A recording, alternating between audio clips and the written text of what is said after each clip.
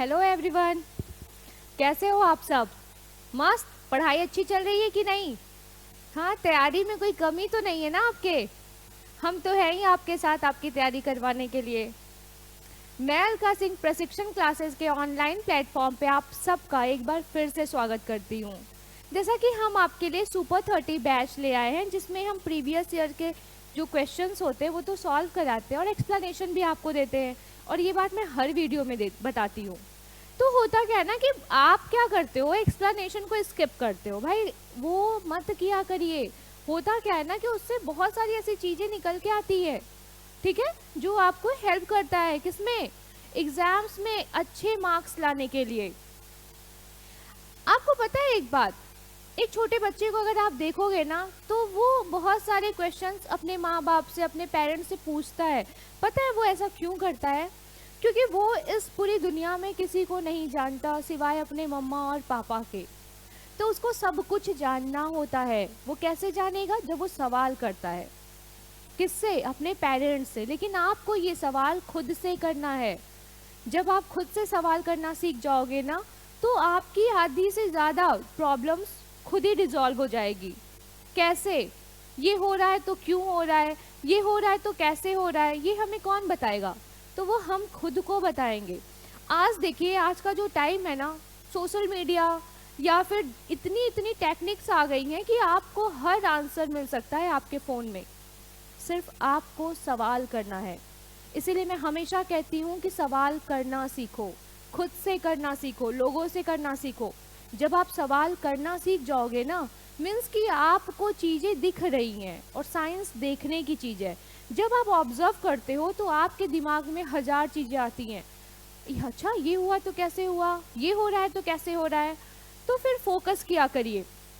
देखिए, आज जो हमारा है ना टॉपिक, वो है क्लासिफिकेशन से रिलेटेड कि कौन सा एनिमल किस में पाया जाता है, उनके फीचर्स क्या होते हैं, या किस में क्या स्पेशलिटी होती है।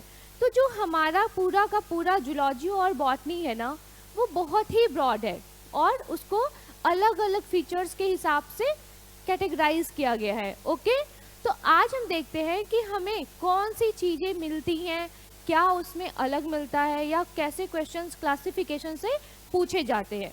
क्योंकि होता क्या है ना कि क्लासिफिकेशन का एक लिमिट नहीं है, बहुत ही ब्रॉड है वो। तो उसमें उस लेवल पे हमसे क्वेश्चंस पूछे नहीं जाते हैं, उसका एक दायरा है जिसके अंदर हमसे सवाल पूछे जाते हैं।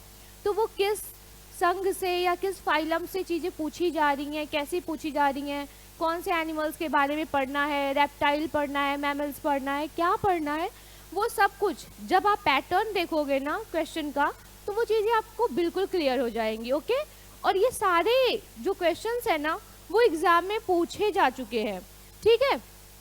तो अब देखिए, आज का हमारा जो पहला सवाल है कि जीवों का निम्नलिखित में से कौन सा समूह अन्य पौधों और जानवरों से उन्हें मारे बिना पोषण को प्राप्त करता है? Which of the following group of organism obtain nutrition from other plants and animals without killing them? कह रहा है कि देखिए, न्यूट्रिशन, पोषण जिसको कहते हैं, वो कई प्रकार से होता है। खास करके पोषण दो प्रकार से होते हैं अगर देखा जाए तो, ठीक है। एक होता है स्वपोषी जिसको ऑटोट्रॉफस कहते हैं, और दूसरा होता है परपोषी जिसको हेटेरोट्रॉफस कहते हैं, ठीक है।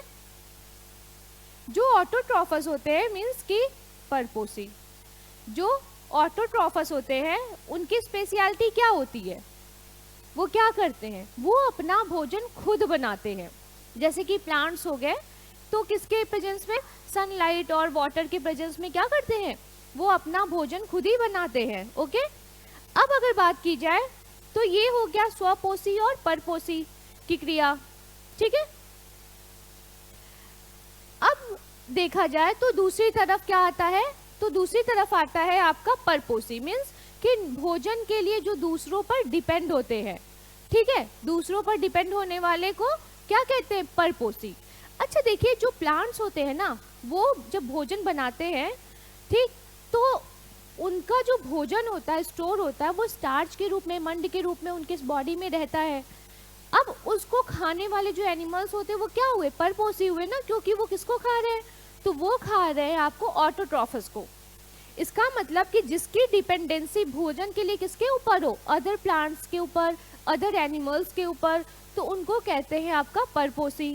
ठीक है, इसमें भी बहुत सारी कैटेगरी आती है भोजन के आधार पर, जैसे कि कुछ लोग घास खाते हैं तो उसको हर्बीवोरस, कुछ एनिमल्स खाते हैं ना, तो मतलब जानवरों मीट मांस खाते हैं तो उसको कहते हैं कॉर्निवोरस, और जो दोनों खाते हैं, घास भी खाते हैं और एनिमल्स को भी खाते हैं, तो उसको कहते हैं ऑमनिवोरस। ठीक है, अब तो ये बात हो गई। तो इसमें ये सवाल आप देख रहे हैं क्या पूछा गया है कि जीवों का कौन सा समूह है जो कि पौधों और जानवरों से उनको बिना मारे पोषण प्राप्त करते हैं। लेकिन जो अभी मैंने बताया कि परपोषी में क्या होता है कि वो क्या खाते हैं, लेकिन भोजन के आधार पर भी परपोषी को डिवाइड किया गया है। तो उसमें एक पार्ट होता है पैरासाइट। क्या होता है, पैरासाइट। ये वो होते हैं जो क्या करते हैं, दूसरे एनिमल्स की बॉडी में इम्बेड होते हैं और उसके बाद उनसे क्या लेते हैं, न्यूट्रिशन लेते हैं। उनको मारते नहीं, जिंदा छोड़ते हैं कि तुम बने रहो भाई, क्योंकि मुझे तो, तुम बने रहोगे तो मुझे तो खाने के लिए चीजें मिलती रहेंगी, मुझे काम नहीं करना पड़ेगा। इतने चालाक होते हैं, इनको फोटोसिंथेसिस नहीं करना पड़ेगा, इनको रेस्पिरेशन नहीं करना पड़ेगा। तो क्या करना पड़ेगा, रेस्पिरेशन क्या होता है, ऑक्सीजन के प्रेजेंस में भोजन का विखंडन होता है। ठीक, और फोटोसिंथेसिस क्या होता है, सनलाइट और कार्बन डाइऑक्साइड और जल के प्रेजेंस में क्या होता है, भोजन का निर्माण होता है। तो ये दोनों प्रक्रिया से क्या होगा, ये बचे रहते हैं, इतने चालाक होते हैं। तो अब बताइए इसमें से कौन है, जू, फीताकृमि, जोंक, अमरबेल। फीताकृमि शेर, खमीर और जू, अमरबेल ऑर्किड, खमीर या मशरूम, गनेट, जोंक, अमरबेल या ऑर्किड। बताइए कौन है। तो इसका राइट आंसर क्या होगा, ऑप्शन ए। क्यों, आपको पता है ना कि ये जो जू होती है ये हमारी बॉडी से ब्लड को शक करती है। ये टैपवर्म क्या होते हैं, हमारी बॉडी के अंदर, इनसाइड ऑफ द बॉडी ये रहते हैं और हमारी बॉडी से न्यूट्रिएंट्स को ग्रहण करते हैं, और साथ में हम इतने बदमाश होते हैं कि हमारी बॉडी को बीमार भी करते हैं। ठीक है, जोंक, लीच, सुना है ना, एक बार चिपक जाता है तो छोड़ता नहीं, तो फिर कैसे छोड़ता है वो, उसके ऊपर नमक डालते हैं जिससे ऑस्मोसिस के तहत वो हमारी बॉडी को छोड़ देता है। ठीक है, फिर ये बात करते हैं अमरबेल की। ठीक, डूडर, ये क्या करता है, ये प्लांट्स के ऊपर होते हैं, जिस प्लांट्स के ऊपर ये रहते हैं ना उसके सारे न्यूट्रिशन को वो खींच लेते हैं, इसलिए बहुत खतरनाक पौधा है ये, बचाया करिए अपने प्लांट्स को। तो इस क्वेश्चन का राइट आंसर क्या हुआ, ऑप्शन ए। अब देखते हैं हमारा अगला क्वेश्चन क्या है कि मछली के निम्नलिखित चित्र में गलफड़े कहाँ स्थित होते हैं। In the following figure of a fish where are the gills located. तो बताइए, ये first position, second position, third position and fourth, तो कहाँ पर गिल्स होते हैं, ये तो बहुत इजी है, आप बता सकते हो। यहाँ पर, हाँ, मीन्स की पोजीशन फर्स्ट पर, तो इसका कौन सा ऑप्शन हुआ, सी। और गलफड़े करते क्या है, तो ये मछली में क्या करते हैं, मछली में श्वसन क्रिया में हेल्प करते हैं। क्या करते हैं, तो श्वसन क्रिया में हेल्प करते हैं। ठीक है, इससे ही रेस्पिरेशन होता है। ओके, चलिए अब देखिए हमारा अगला क्वेश्चन क्या है। मैलपीगियन नलिकाएं किसकी विशेषता है, the Malpighian tubules are characteristics of which, Echinodermata, Arthropoda, Annelida या कॉर्डेटा। बताइए किसमें मैलपीगियन ट्यूब्यूल्स होते हैं, हाँ, ऑर्थोपोडा। क्रैब का नाम सुना है ना, ये किसमें आता है, ऑर्थोपोड्स में आता है। ये कैसे होते हैं, ये कोल्ड ब्लडेड होते हैं, मीन्स कि जो भी बाहर का टेम्परेचर होता है उसके अकॉर्डिंग ये अपने बॉडी के टेम्परेचर को मेंटेन कर लेते हैं। इनकी खुद की कोई टेम्परेचर लिमिट नहीं होती है, ये जैसा उनका एटमॉस्फेयर होता है उस हिसाब से वो अपने बॉडी के टेम्परेचर को क्या करते हैं, चेंज करते रहते हैं। तो इस क्वेश्चन का राइट आंसर क्या हो गया, मैलपीगियन ट्यूब्यूल्स किसमें पाए जाते हैं, तो ऑर्थोपोडा में, ऑप्शन बी। ओके, चलिए अब हमारा अगला क्वेश्चन देखते हैं क्या है। रेशम के कीड़ों और मेढक के लार्वा का नाटकीय परिवर्तनों के माध्यम से वयस्कों में रूपांतरण कहलाता है। The transformation of silk worms and frog. अच्छा ये पता है, इसका जो लार्वल स्टेज होता है उसको क्या कहते हैं? उसको कहते हैं कोकून। और इसका होता है टैडपोल। टैडपोल, ठीक है। टैडपोल लार्वा ये बाद में कन्वर्ट होके क्या बन जाता है? मेढक बन जाता है, और कोकून कन्वर्ट होके रेशम का कीड़ा बन जाता है। तो यही पूछ रहा है कि larva into adults through drastic changes is called, मतलब जो इसमें चेंज होता है जिससे कि कोकून और ये लार्वा क्या होते हैं, किस में कन्वर्ट हो जाते हैं? ये मेढक में कन्वर्ट हो जाता है, और ये किस में कन्वर्ट हो जाता है? तो रेशम के कीड़े में, ठीक है। तो बताइए वो कौन सा ऑप्शन है जो इसमें से सही है? इसमें से सही म्यूटेशन, मेटामॉर्फोसिस, डाइवर्सिफिकेशन या फिर ट्रांसफिगरेशन, हाँ क्या है जो इसमें से सही है? तो देखिए, जब भी किसी भी इंसान के शरीर में, बॉडी में कोई भी चेंज अचानक होता है ना, तो उसको मेटामॉर्फोसिस कहते हैं। और वो क्यों होता है? क्योंकि जो उसका डीएनए होता है उसमें होने वाले अचानक जो चेंजेस होते हैं ना, उसकी वजह से उसकी बॉडी पूरी चेंज होती है। आपको भी पता है कि जो जेनेटिक पार्ट के रूप में देखा जाता है बॉडी में, वो डीएनए होता है, आरएनए होता है, ओके। और उसमें क्या होते हैं? जीन्स होते हैं, जो कि आपके कैरेक्टरिस्टिक्स फीचर्स को डिसाइड करते हैं, ठीक। अब बात करते हैं कि यहाँ मेढक या कीड़ों में तो वो क्या होता है? वो मेटामॉर्फोसिस होता है। और किस में चेंज होने की वजह से? तो इंटरनल बॉडी के डीएनए आरएनए में चेंजेस होने की वजह से क्या होता है? पूरी बॉडी चेंज हो जाती है। एक लार्वा किस में कन्वर्ट हो जाता है?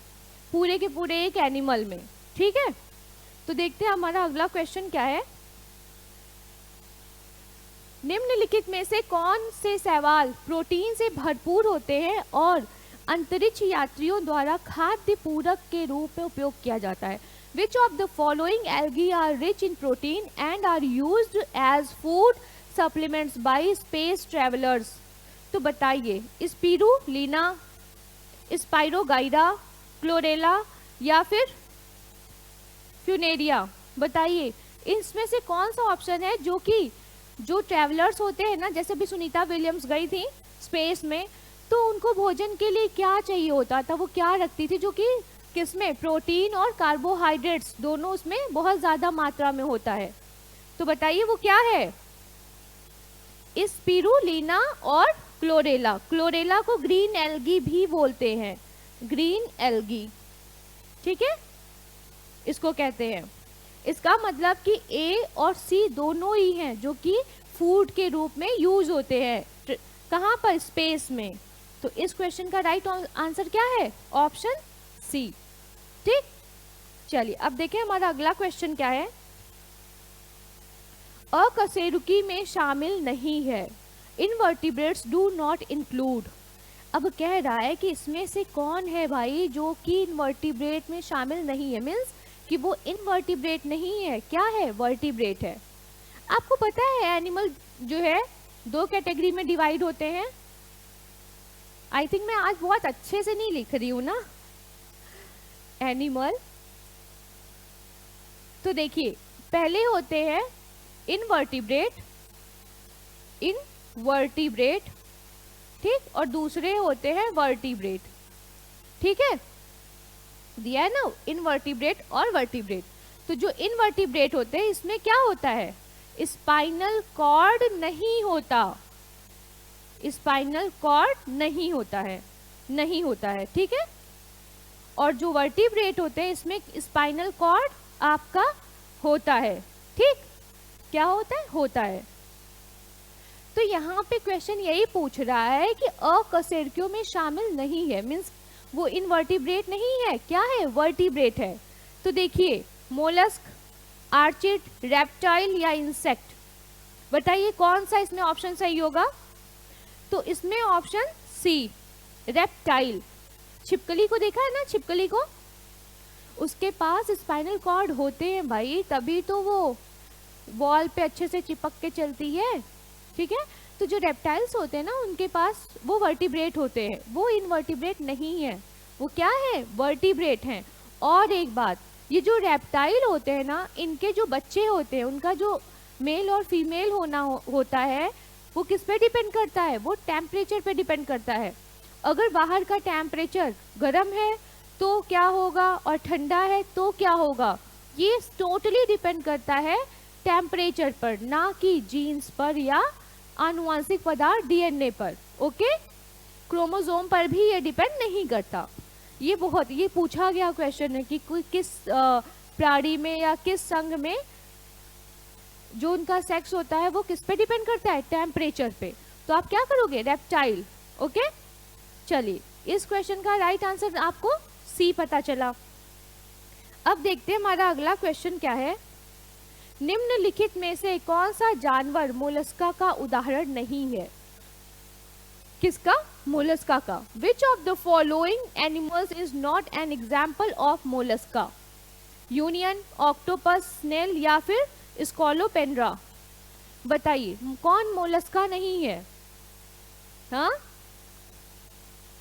आपको पता है जो मोलस्का होते हैं, मोलस्क संघ के प्राणी होते हैं, उसमें एक छिद्र पाया जाता है श्वसन क्रिया के लिए। ठीक है, और एक बात, ये कैसे होते हैं? ये भी कोल्ड ब्लडेड होते हैं, कोल्ड ब्लडेड होते हैं। अब इसमें से कौन है जो कि नहीं है? तो वो है आपका स्कॉलोपेंड्रा। क्यों? क्योंकि जो इसकी बॉडी होती है ना, वो सिगमेंटेड होती है। ठीक है, और हर सिगमेंट में क्या होता है? ग्लैंड पाया जाता है। हर सिगमेंट में ग्लैंड पाया जाता है, और इसके पास यहाँ पे बहुत सारे क्या होते हैं? पैर होते हैं। किसके लिए? चलने के लिए। ठीक है, तो इसका मतलब कि ये क्या हो गया? ये आपका कैसा है? तो ये आपका मोलस्का नहीं है। कौन? स्कॉलोपेंड्रिया। ठीक, चलिए इस क्वेश्चन का राइट आंसर क्या हो गया? डी। ठीक है, और एक बात, इसकी जो बॉडी होती है वो सिमेट्रिकल होती है, मीन्स कि इसको आप अगर बीच से काटोगे ना तो इसका ऊपर नीचे दोनों भाग एकदम सेम ही दिखाई देगा। कॉपीराइट। ठीक है, चलिए अब देखते हैं हमारा अगला क्वेश्चन क्या है। मत्स्य विशेष रूप से जलीय जानवर है, निम्नलिखित में से कौन सी उसकी विशेषता नहीं है? Fishes are exclusive aquatic animal. Which of the following is not a characteristics of them? तो बताइए इसमें से कौन है जो कि मछली की विशेषता नहीं है?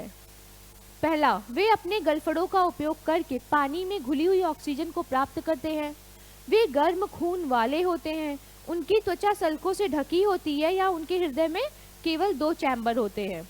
तो देखिए ये बात बिल्कुल सही है। जो मछली का हार्ट होता है, ये हार्ट ऐसे ही होता है क्या? नहीं, ये हाइपोथेटिकल हार्ट है। तो ये देखिए मछली में से 2 लोब होते हैं। ठीक है, और ह्यूमन बीइंग में कितने होते हैं? तो ह्यूमन बीइंग में 4 लोब होते हैं। ठीक, तो अब मछली की बात हो रहा है तो इसमें कितने होते हैं? 2। और इनकी जो त्वचा होती है वो किससे ढकी होती है? हाँ, सल्क से, स्केल से ढकी होती है। ये वार्म ब्लडेड होते हैं। तो बिल्कुल गलत बात है, ये वार्म ब्लडेड नहीं होते। ये कैसे होते हैं? ये होते हैं आपके कोल्ड ब्लडेड। ये कैसे होते हैं? Cold blooded. इसका मतलब कि जो ये ऑप्शन है बी, ये क्या है? इस क्वेश्चन के हिसाब से बिल्कुल सही है। ये मछली की विशेषता नहीं है। ठीक है, तो इस क्वेश्चन का राइट आंसर क्या हो गया? Option B, correct. चलिए अब देखते हैं हमारा अगला क्वेश्चन क्या है। आधा कट जाने के बाद कौन सा जीव फिर से बढ़ता है? Which creature grows again after it's cut in half? Frog, earthworm, lizard या कॉकरोच? आपको पता है इसमें से बहुत सारे ऐसे लोग होंगे जो इसका आंसर छिपकली टिक करके आएंगे। पता है क्यों? क्योंकि हम लोग अक्सर देखते हैं ना, छिपकली की पूंछ टूट जाती है और वापस से वो रीग्रो करती है। तो क्या ऐसा पॉसिबल हो सकता है क्या? नहीं भाई, ऐसे नहीं होता। पूरी बॉडी कटने पे जो छिपकली होती है ना, वो ग्रो नहीं करती है। सिर्फ और सिर्फ उसकी पूंछ अगर कटेगी, छिपकली की पूंछ अगर कटेगी ना, तो ही वो ग्रो करेगा, अदरवाइज नहीं, वो मर जाएगा बेचारा। तो अब बचा क्या? आपको पता है ये जो अर्थवॉर्म होता है ना, केचुआ, जो कि किसान का मित्र कहा जाता है। किसान का मित्र, ये भी कई बार पूछा गया क्वेश्चन है कि किसान का मित्र किसको कहते हैं। ठीक है, तो किसान का मित्र कौन होता है? केचुआ होता है। इसकी स्पेशलिटी क्या होती है कि ये एक ही बॉडी में किसको कंटेन किए रहता है? ये एक ही बॉडी में मेल और फीमेल दोनों को कंटेन किए रहता है। ठीक, मेल और फीमेल दोनों को एक ही बॉडी में रहते हैं। प्लस जो केचुआ होता है ना, इसमें ओपन सर्कुलेटरी सिस्टम होता है। कौन सा सर्कुलेटरी सिस्टम होता है? तो ओपन। ठीक, ठीक है। अब बात करते हैं कि ये जो केचुआ होता है, इसकी स्पेशलिटी होती है कि अगर इस केचुआ को, ये मान लीजिए केचुआ बेचारा है, इसको बीच से काट दिया तो इसकी बॉडी वापस से रीग्रो करती है, क्योंकि इसके एक एंड पे मेल और एक एंड पे फीमेल ऐसे करके होते हैं। ठीक, और ये क्या बनाता है? ये खाद बनाने का काम करता है। ये वेस्ट प्रोडक्ट को खा के क्या बनाता है? उससे खाद का फॉर्मेशन करता है, इसीलिए इसे किसान का मित्र भी कहते हैं। तो इस क्वेश्चन का राइट आंसर क्या हो गया? Option B. ओके, चलिए अब देखते हैं हमारा अगला क्वेश्चन क्या है। निम्नलिखित में से कौन फीता कृमि के जीवन चक्र में एक मेजबान है? अब पूछ रहा है कि which of the following is the host in the life cycle of tapeworm? Rabbit, monkey, fish या पिग? आपको मैंने बताया था ना कि जो टैपवर्म होते हैं वो क्या करते हैं? एज अ पैरासाइट्स की तरह किसमें? दूसरे की बॉडी में इम्बेड होते हैं और उससे क्या? न्यूट्रिशन को लेते हैं। अब यही पूछ रहा है कि कौन है जिसकी बॉडी में ये पैरासाइट टैपवर्म जाके रहता है। तो बताइए कौन है? आपको पता है हम ह्यूमन बींग्स के जो इंटेस्टाइन होता है ना, उसमें भी पैरासाइट रहते हैं। टीनिया सोलियम, ये क्या है? एक टैपवर्म है और ये हमारी इंटेस्टाइन में रहता है। ठीक है, और आता कहाँ से है? जो हम हर्ब्स खाते हैं ना, सब्जी वब्जी या फिर भोजन में, तो उसमें ये पाए जाते हैं। इसीलिए आप सुनते होंगे ना, बारिश में हरी सब्जियां नहीं खानी चाहिए। क्यों? क्योंकि बारिश का जो वेदर होता है वो इन पैरासाइट्स के लिए या बैक्टीरिया या वायरस के लिए बहुत ही सुटेबल टेम्परेचर रहता है, और मॉइस्चर की वजह से जिसमें वो बहुत ज़्यादा तेजी से ग्रो करते हैं।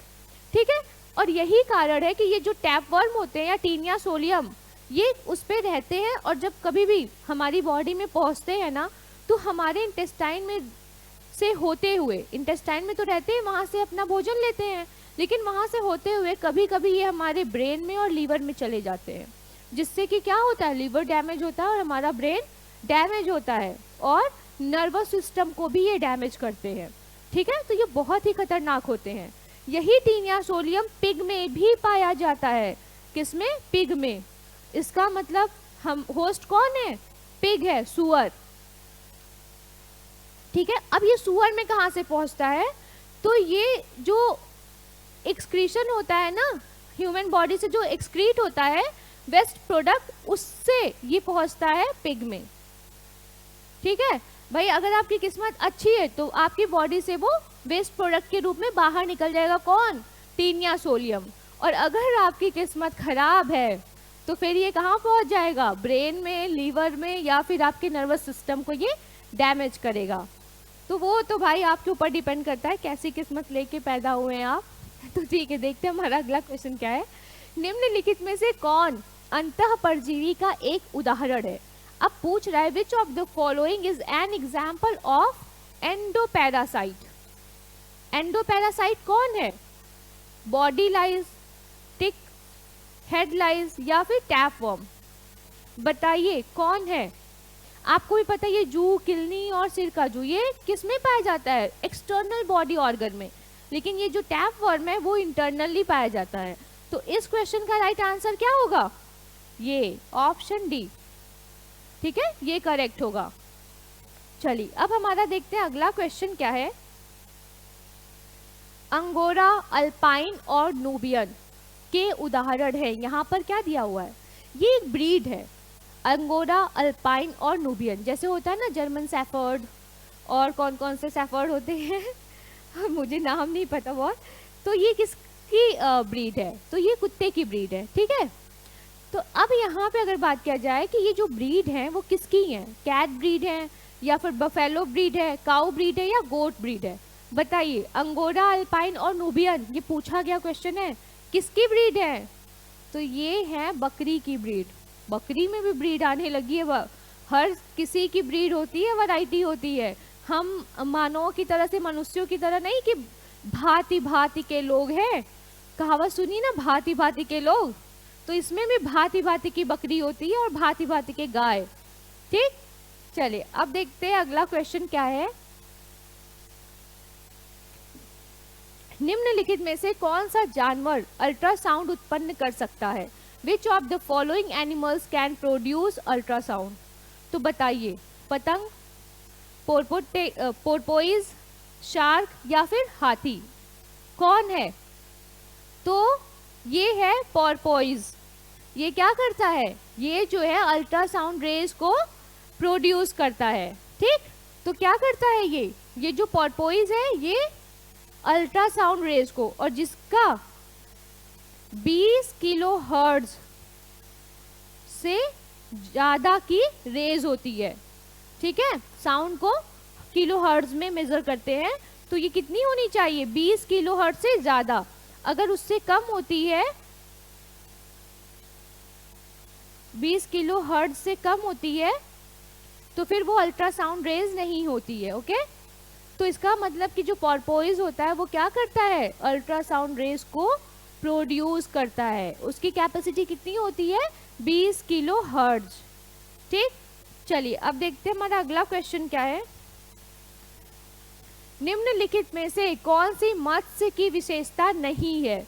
Which of the following is not a characteristics of fishes? कह रहा है कि इसमें कौन सी विशेषता, वो जो क्वेश्चन था ना उसमें जो विशेषता थी वो अलग थी, अब यहाँ पे दूसरी विशेषता बता रहा है कि इसमें, ये भी क्वेश्चन एग्जाम में पूछा गया है, ठीक है। Exoskeleton of scale, breathing through gills, endoskeleton of bones या फिर प्रेजेंस ऑफ स्यूडोसिलोम। तो बताइए, क्या जो फिश होता है उसमें स्यूडोसिलोम पाया जाता है? मतलब चलने के लिए पादाब पाए जाते हैं क्या? मछली उछल उछल के चलती है क्या?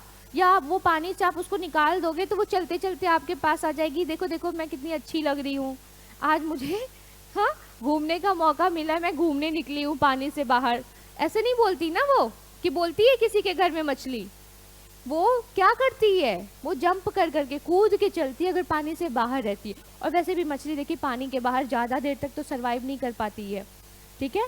तो इसका मतलब इस क्वेश्चन का कौन सा राइट आंसर होगा ये, कि स्यूडोपोडिया किसमें नहीं पाया जाता है? तो मछली में, मछली में विंग्स पाए जाते हैं, ना कि स्यूडोपोडिया। तो इसका राइट आंसर क्या हुआ? ऑप्शन डी, ठीक। चलिए अब देखते हैं हमारा अगला क्वेश्चन। वर्ग एनेलिडा से संबंधित नहीं है, पूछ रहा है कि does not belong to the class annelida. क्या नहीं? लीच, एस्केरिस, नेरिस या अर्थवॉर्म। अब बताइए इसमें से कौन सा ऐसा ग्रुप आपको दिख रहा है जो कि एनेलिड से बिलोंग नहीं करता? एनेलिड का फीचर क्या है? बताया था ना, केचुआ का जो फीचर था, open circulatory system, cold blooded, और कैसे होते हैं? इनकी बॉडी सिमेट्रिकल होती है, लेफ्ट राइट जैसे भी काटोगे सेम दिखेगा, ठीक है। तो इसका है ऑप्शन बी करेक्ट। ये जो एस्केरिस है ये क्या नहीं है? एनेलिड नहीं है, ठीक है। तो आज के लिए बस इतना ही। ऐसे ही मस्त तरीके से आप लोग पढ़ते रहिए, मेरी क्लास देखते रहिए, जिससे कि आपको एग्जाम में बहुत सारी मदद मिल सके। तो बस आज के लिए इतना ही। Thank you so much. अगर आपको ये वीडियो अच्छा लगा हो तो शेयर करिए अपने दोस्तों के साथ, लाइक करिए और चैनल को सब्सक्राइब करिए। Thank you.